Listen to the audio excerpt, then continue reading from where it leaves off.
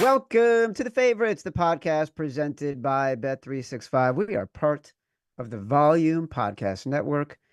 I am live from my Tommy John home studio. I am Chad Millman, Chief Content Officer of the Action Network. This is our Sunday night episode in which we review the Faves 5 picks we put into the contest, dissect why we left some games out, preview the early lines we already like for week 3. And I'm joined, as always, by my co-host, my companion, my compadre, my BFF, professional bettor, Simon Hunter. Hello, Simon. Hello, Chad. I'm trying to muster up some enthusiasm here. It's hard. Rough week. Rough week. And we're gonna get to everything. Listen, the good news, we did not bet the Panthers. Did not ask anyone to bet the Panthers. No matter what the trends say or the market says, we knew better, Yep. at least this week on this game, because Bryce Young is truly awful. And it was such a joy to not be sweating anything to do with the Panthers. Like it's the 2 minutes of collective time that the Chargers Panthers was in red zone that I could relax. Catch every episode of The Favorites live on YouTube. For those enjoying on YouTube, don't forget to give us a like and subscribe to the Action Network YouTube page. As a reminder, the Favorites podcast is presented by Bet365. And now Bet365 customers can get, new Bet365 customers can get $200 in bonus bets when you bet $5. Sign up using promo code Favorites, deposit $10, and place a bet for $5. You get $200 in bonus bets. Those bonus bets can be used on spreads, totals, player props, futures, and more.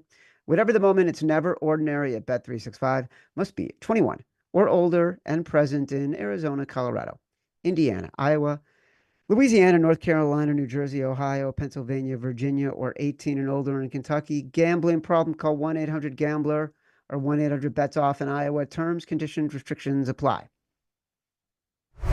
Our week 2 record in the Favorites 100,000 Pro Football Pick'em contest was 1-4. 1-4. We're going to get to all the games. If you believe you could beat us in our picks this season, you still got a chance. Anybody can beat us right now. Be our guest. Let us pay you $40,000 if you win. You should be joining our free Favorites podcast $100,000 Pro Football Pick'em contest presented by Bet365. If you forgot to sign up, you still got time. We drop everyone's worst score after week 5. 100,000 in cash prizes still up for grab. Favorites.actionnetwork.com. All right, Simon, we're going to start with the losers, and we got a lot to talk about. First one up, Niners -4.5 at Minnesota. Last game in. Biggest debate between the two of us. We were not on consensus in this. At noon, you said, and I'm quoting, "I know it's a trap. I just like this Niners team. If it doesn't work out, blame me on the show." I don't like to play the blame game because you're my BFF and we're in this together. But I still don't get why we like the Niners. We like walked away from it. It was all over sharp calls. Kerner like hated it on Convince Me, hated the Niners, loved the Vikings. What happened? What changed our thinking here? Yeah, it was a bad week to go with the favorites. I just thought it was clearly an overreaction to week 1, and no, Sean nailed it. The Vikings, even if it was just the Giants, they kind of previewed about what kind of team they wanted to be this season, and it rolled over into this 49ers game. And yeah, the everything that could go wrong did go wrong for the 49ers, right? They didn't play the game they're used to playing. But Sam Darnold still made big time throws and big Oh time yeah. plays. So at the end of the day, yeah, things didn't bounce our way, but that was a bad number. And you nailed it. Like I basically, you were just like, we love the Bengals. We should put the Bengals in. You've been on the Bengals all week, and that was the team we switched out for was this 49ers team. So yeah, picked a bad week to stray away from what this podcast is, which is betting ugly dogs and not taking chalk favorites. So yeah, I'm gonna own that one. That was a bad switch out taking this 49ers team. Yeah, the Niners were off this entire game. Um, the epitome of what went wrong for this team. There was a sequence where they went for it on fourth down at the Vikings goal line, didn't make it. Next series, Sam Darnold hits Justin Jefferson for a 97-yard touchdown pass. Like, that was the epitome of this game. And we got to give credit to Kevin O'Connell. Nobody wants to say how good of a coach Kevin O'Connell is.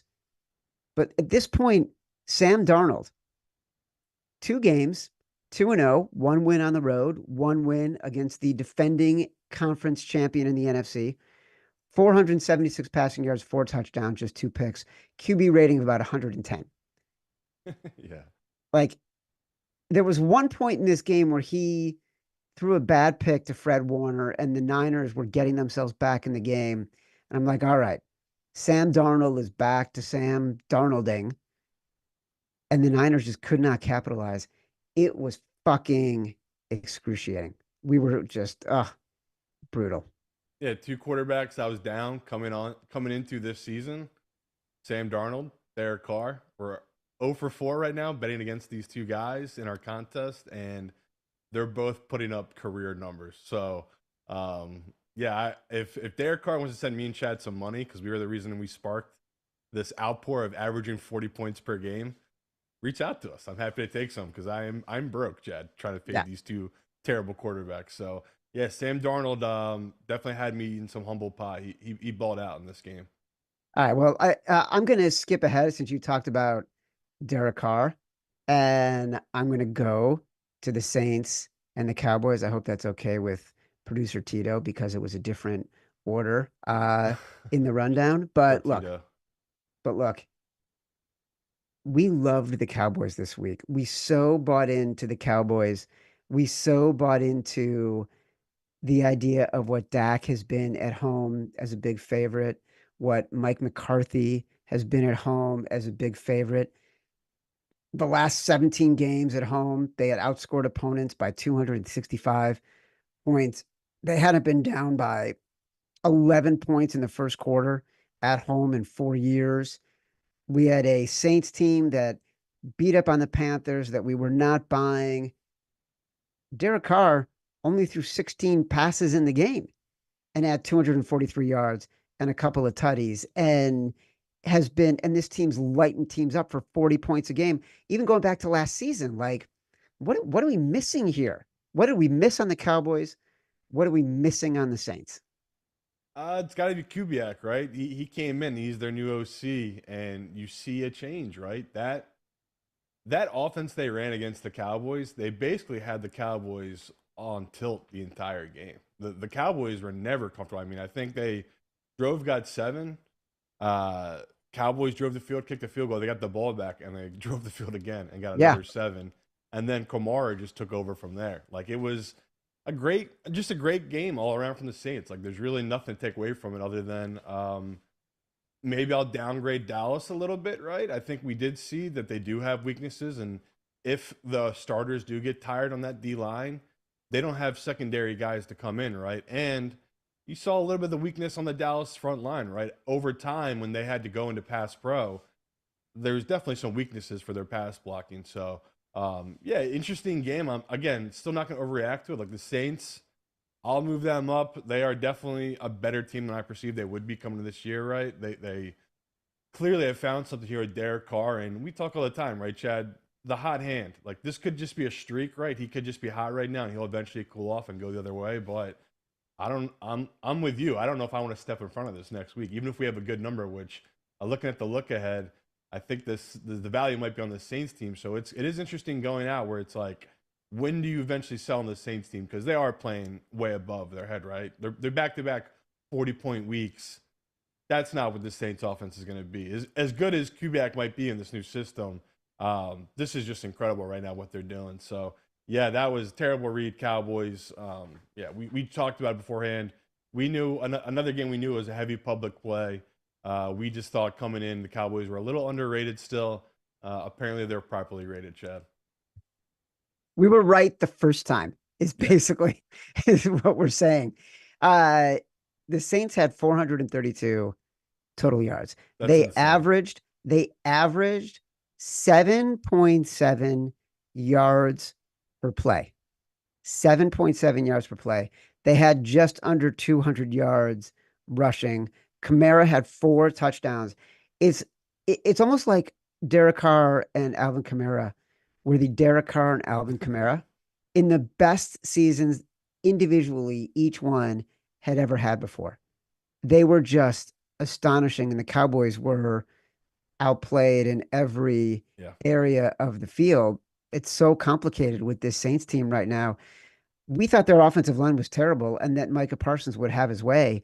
And it's almost like whatever the Saints wanted to do, running the ball, they could do. It was more like it was also the second game in a row where early in the first or second series, Derek Carr unleashes the ball to Rashid Shaheed for a long touchdown. The number of explosive plays they had against this Cowboys team was just wow. That was a beatdown, a total beatdown. By the way, uh, Sean Kerner 10-0 on his props this week so far, which Not is just his insane. props, that's including his he had that under he gave out and he gave out the Vikings. So Sean it's Kerner couldn't be hotter right all now. together. Yeah, props, totals, Yeah, straight bets. but here's He's what's on a even heater. cooler.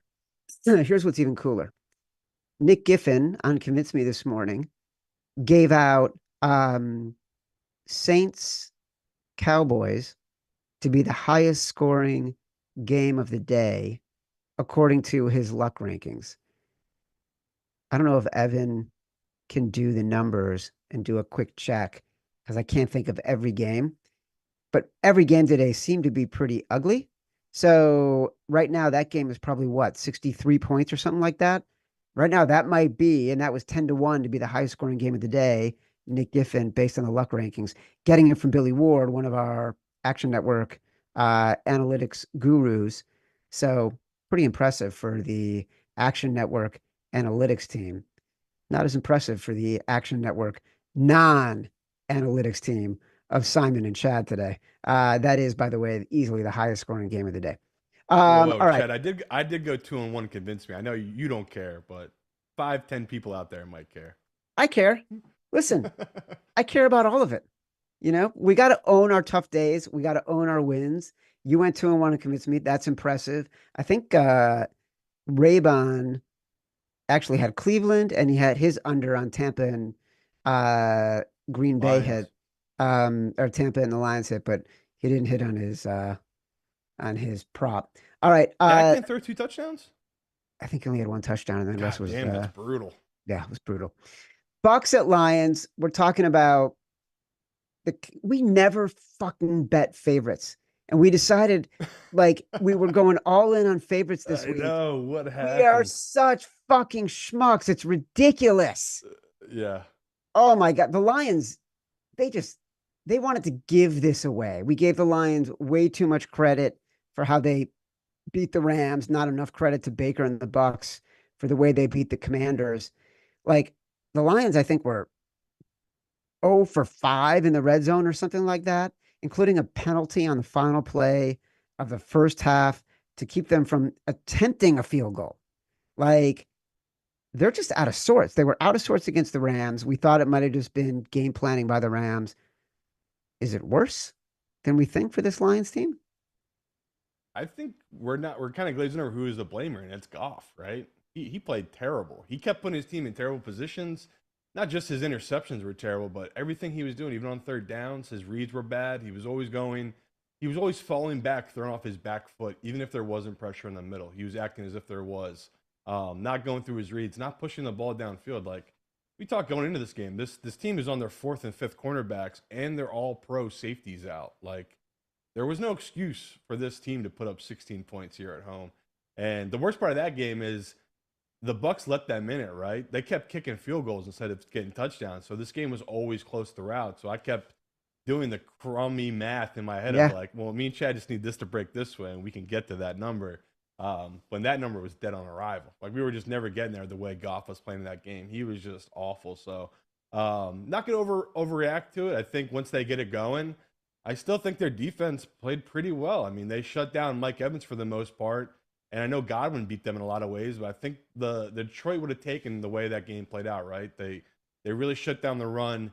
Baker had a couple amazing plays where he ran outside the pocket and, was throwing head fakes on guys going flying by him. Like that was a classic great game by Baker where he knew he didn't have all his pieces there and he still made it work and was able to get the 20 points. So yeah, that to me was definitely a Goff lost that game rather than that whole Detroit team played bad. I thought defensively they played pretty well, and even offensively, a lot of his guys were getting open. Again, we have to go back and watch the all 22.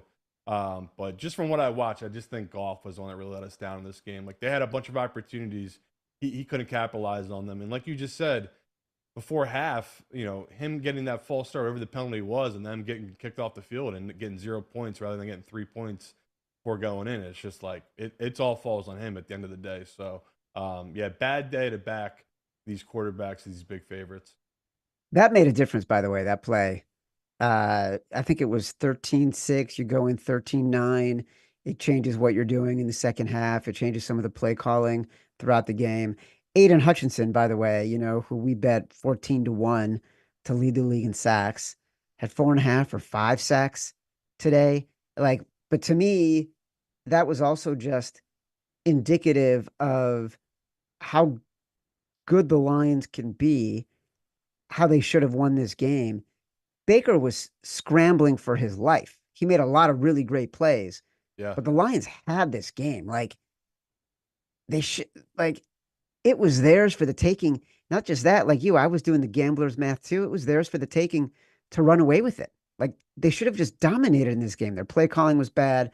Goff was bad. Their defense gave up the wrong plays at the wrong times, bad penalties. Just so frustrating to watch this game. Almost, almost equally frustrating. Steelers at Denver, Denver plus 2.5. Look, Mike Tomlin, mirror records, basically. As a road dog, brilliant. As a road favorite, terrible.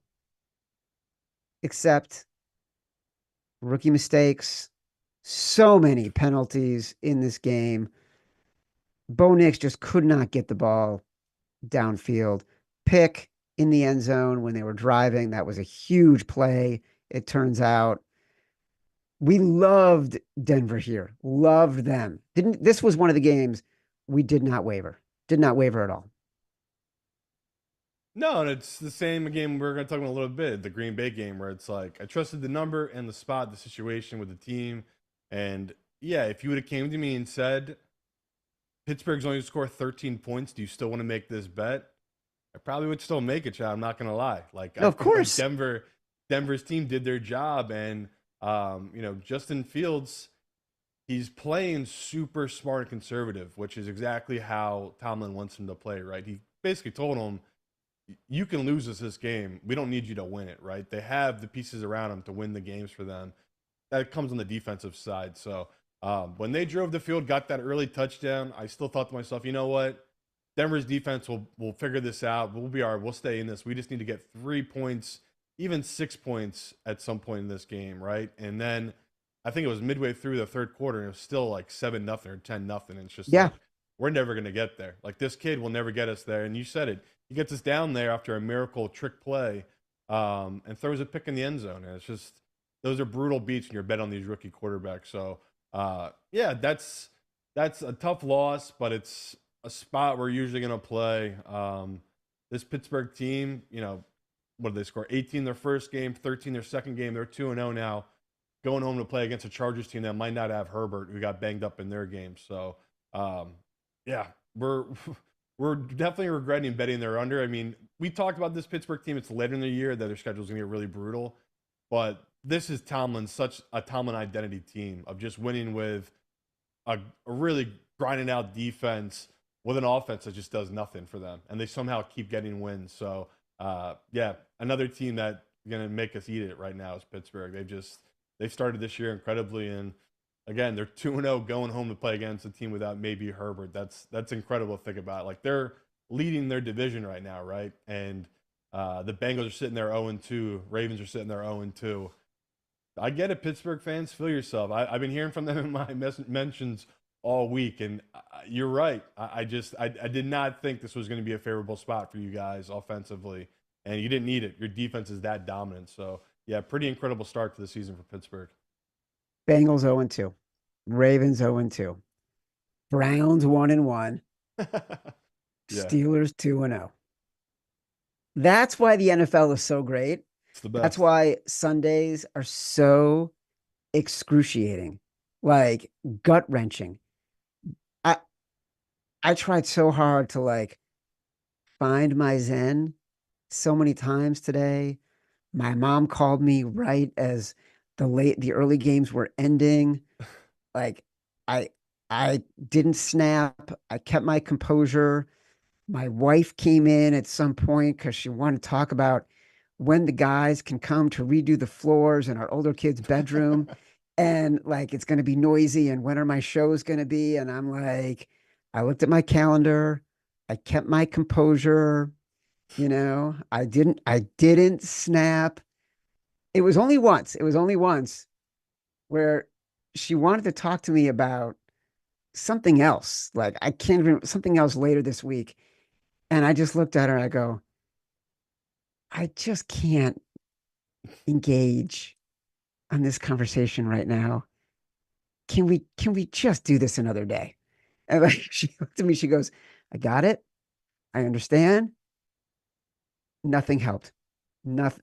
I should have snapped. I should have taken my computer, thrown it across the room because maybe it would have No. inspired people on the TV screen to Okay, actually. we got 16 more weeks, Chad, and we're just one 5-0 week away from being 8-7. So don't you worry.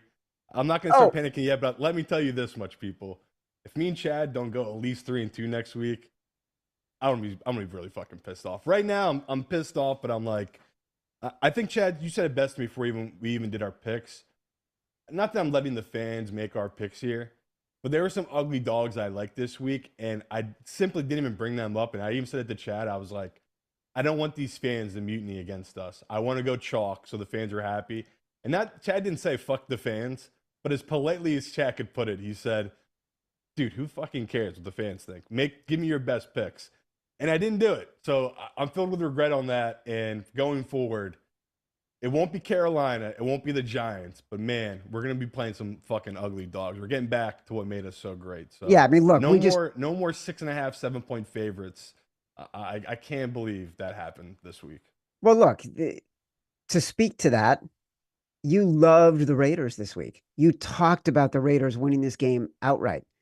We didn't even talk about the Raiders. You hated them. That's why it's like if Yeah. you hated, I don't want to. I don't want to bring up a team that looked like complete dog shit when you immediately are like, I hate it. I'm like, I agree.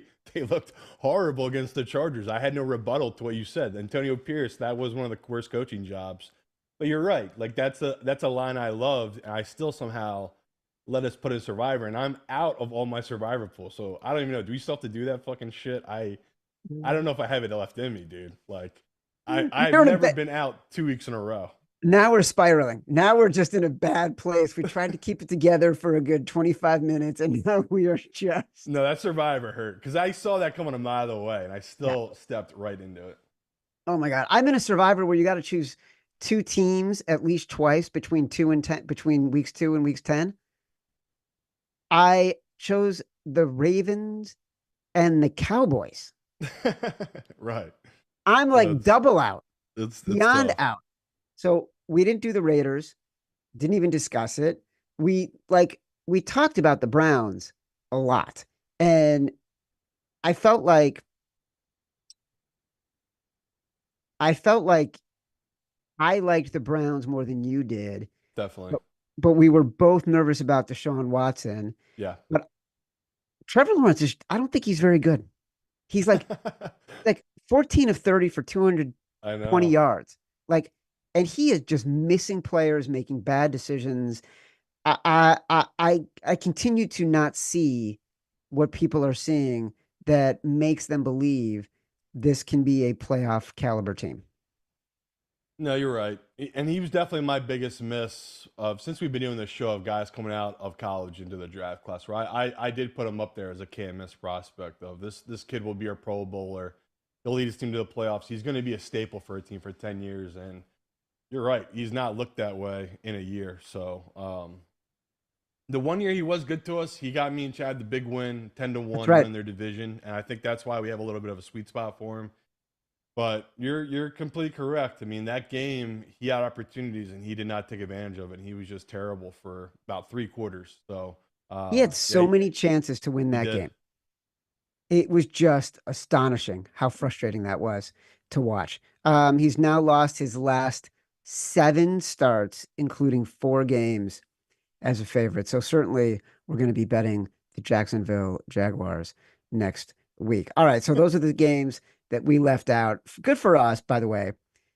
We didn't bet the Giants and Daniel Jones. We stayed away from the Titans and Will Levis. We obviously didn't do the Panthers. Like a lot of the games where we could have been tempted, we weren't. We just made bad decisions about the games that ultimately we put in, which is unfortunate.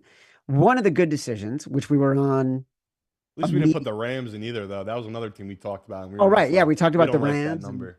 we stayed away from that. So you know what? Good for us. Good for it came to, basically it came down to like 4 or 5 games that were coin flips, and we just made the wrong choices on 4 or 5 on four or five Back games. to back weeks of that though. Like the games we left out, no doubters, and this week even the Patriots we talked about briefly because they were 3.5 and we left them out, and it's like, of course that came right down to that number. Typical. We did not take the bait on the Colts when Malik Willis was the starter. In fact, we liked the Packers. Uh, the wise guys liked the Packers. This line moved from 3.5 to 3 down to 2, closed at 3. Um, Anthony Richardson came down to earth, threw ugly picks, confused, outmatched.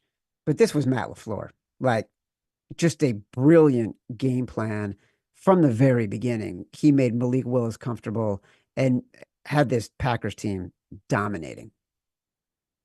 Yeah, and I feel like we both nailed it, right? We said we believed in LaFleur getting somehow figuring this out. And we said we didn't think Green Bay's defense was as bad as they played in that Eagles game, and that they would have ways to attack Anthony Richardson and kind of make them one dimensional.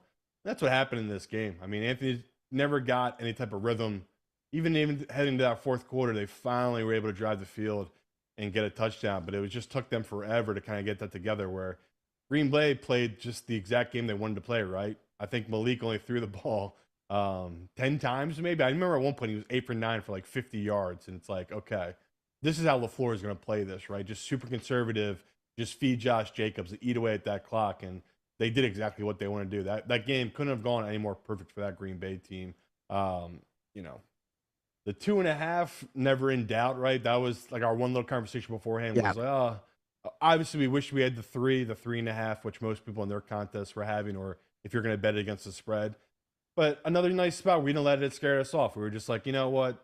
This is still a good number. Even if Anthony Richardson hit that Hail Mary, we were still good with the cover. That's always a nice spot to be in. So yeah, desperately needed one win today to avoid our we've never gone 0 for 5, which is not that great of a claim to fame, but it is for us. This is year 6. Avoided it thanks to this Green Bay team with their backup quarterback. And that, to me, that game sums up this show, though, right, Chad? There's a bunch of reasons why we shouldn't have taken Green Bay, but we trusted the number, trusted the coaching, and at the end of the day, there was never a doubt between those two things, right? There was definitely a coaching advantage, and the number was just a great number to be on. So, yeah, thank God we got that win. Malik Willis, 13 of 14 in the game. But to give you an example of what kind of passes he was throwing, 8 yards per pass, 122 total yards. Like He was just throwing to the first guy who was open within 4 or 5 yards of the line of scrimmage.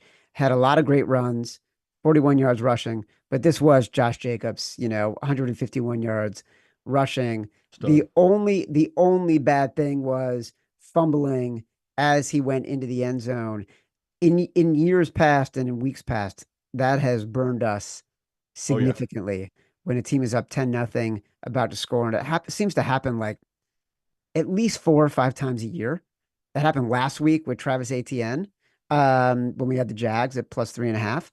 Barely got out of that game with a win. Yeah. Um, but it didn't burn us because Matt LaFleur is impervious to those kind of mistakes. That's how good of a coach he is. All right. So 1-4. Not great. Not great. But different decision making. We could have been 2-3. We could have been 3-2. We got to work with each other. We got to continue to communicate. We got to continue. You know what we got to do? We just got to tell each other the truth. We have to tell us each other exactly what we're thinking about whatever we're thinking. We can't try to be nice to each other. Just cold, hard truths, Simon. You can't handle the truth. Well, that's also true, but I can handle No, that we'll truth. get it right. Again, it's just we took positions, made early reads, and I just said it at the base of our biggest issue right now is we're 0 for 4 in this contest against Sam Darnold and Derek Carr. That we can talk all day what we want about all our different picks. That is our biggest issue right now is we were being murdered by Sam Darnold and Derek Carr in the year 2024. Oh my God. Betting is the worst. It's the best. It's just the worst. But now I'm looking at these lines next week and Ooh, there's like, some good ones. There's nothing that jumps out to you. what do you think? Easiest one right now is the Saints are +2.5 against the Eagles. So I was looking at that, but I wanted to see. You know that stinks. People will come in on the Eagles, especially if they wipe the floor with this Atlanta team. So that's one, like Chad was about to say, we could wait and see on that, right? Maybe the Eagles do win big and we can get a +3. But there's something fishy about that Eagles line in general. I think you were on it earlier this week where you talked how you kind of liked Atlanta. So I'm going to grab the 2.5 just in case the Eagles do somehow lose this game and this number does drop down to a pick. Because right now, the way the Saints are playing, I don't think the Eagles are 2.5 points better than them, right? Like that to me feels like a little bit of a reaction where this Eagles team is good, but they're not that completely formed team. They're just going to go on the road and roll this Saints team by 3 points. I think that's an interesting early line. Another one that jumped out to me, I don't know how you feel about this one, is the Titans. They're -2 at Yeah. home against Malik. I know that's what I'm saying though. Like this is a gross spot you kind of want to play where it's like everyone's out on Tennessee. No one's going to be on Tennessee in this spot. That was just another one that jumped out to me. I know Chad hates it. All right, let's find something that No, Chad no, might I like a did. I little look, bit. I saw, I looked at the Tennessee game and I'm like, What about Raiders -7 against the fucking Panthers? Can we listen to our fans who told us just bet against the Panthers every week for a year and see how it works out for us? Which right now that guy's 2-0 this season. Gardner Minshew is 2-0. Who's No, 2-0? I'm saying Oh, like our fans of our whoever, show said whoever instead of got betting it. on Carolina every week, just bet the other side, and they're right. They should be hosting this show. What about Um, Baltimore as a 1 point favorite or Dallas as a 1 point dog against Baltimore at home? I got no clue what to do with that line because a part of me wants to take Lamar, like, but I have no read on that one. I did see that line, but I'm gonna classic thing. I'll turn to Evan once that trend comes around. That if Lamar flips to a dog, I'll probably be on Lamar, right? But I Also, don't know how people are gonna bet that, professional or public. Rams 7.5 underdogs at home against San Francisco. Another That's line, like I'll that, take it, but that's going to don't. be a game we want to bet for sure. The wise guys are going to come in and move that. They're going to take that hook right away. There's a lot of Eyeballing early it. hooks. Like you can get Vikings +3.5 against the Texans, and you can get Arizona +3.5 against Detroit. Like those are all also hooks. Where you think those hooks go down? You think Detroit ends -3? Yep. I think the Rams at 7 plus 7. Um, The Rams are 7.5 on Bet365. yeah, yeah, that's what I'm saying. I think they're going to go to I think it's going to Oh, go okay. to -7. They could, but um, they're fucking bad, man. That Rams team. Like Cooper Cup, our guy, he had a bad ankle in the second quarter. He didn't play the rest of that game. I know they were down by 30 points at that Yeah. point, but um, so you have no Puka, no Cooper, and you have, I think, only one starter left on their offensive line. Mhm. The line does make sense, so I don't want to get too ahead of it. I might not fire away on that one yet, because I can't see that one going down. It's just all bad. Just real quick, I want to get your early feeling about this before the Bears even play. Bears plus 1.5 at the Colts next week. Yeah, I looked at that. You think they cover tonight? That goes down to a pick. Yes, 100%. I'm gonna throw a little on the Bears, even though I have bet Houston. I do think Houston covers tonight. Um, I don't know if the Colts deserve to be a favorite over anybody right now. Do you No, agree? their defense was not good, and their rush defense especially was really bad. Yeah, Problem is, like, what we've seen from Shane Steichen as a coach is more impressive than what we've seen that's from Matt fair. Eberflus as a coach. Whereas LaFleur is a top 5 coach in the NFL. So, like, the game plan will be different. They'll be at home. I think it'll be a little bit like I like the way this is lined right now. Hmm. Um, I might even take the Colts because I think if the Bears get killed, which they probably will tonight, could go a little bit higher. Well, just to keep it a little clean so people know exactly what I'm grabbing. I'm grabbing Tennessee now -2 against Green Bay. Grabbing the Saints right now +2.5 against the Eagles. And I got to do it, man. I got to grab the Raiders -7 against the Panthers. It's just I can't get over how poorly coached this Panthers team is in every aspect, from the defensive side to the offensive side. It's all so bad. And at least this Raiders team, I feel like more and more we're seeing exactly what their identity is, right, Chad? It's like Yes. they got this defensive line that they're not going to always give you problems, but when they need to, they can give you major problems. And we saw that pop up a couple times in this game. And offensively, I feel like they're going to be able to bully ball this Panthers team. So the professionals, they might come in on the other side, but I think they've been burned so bad these last 2 weeks. I know I have by this Panthers team. I wouldn't touch this unless I got up to 10. So I don't know what they're going to do with this one, but that's how low I am on this Panthers team right now. Well, that didn't take long for us to go from thinking they were potentially going to win the NFC South to now we are so low we won't even bet them as massive underdogs But against it's a crazy not. where my model loves them. Like even after that loss yesterday, I have this line at 6.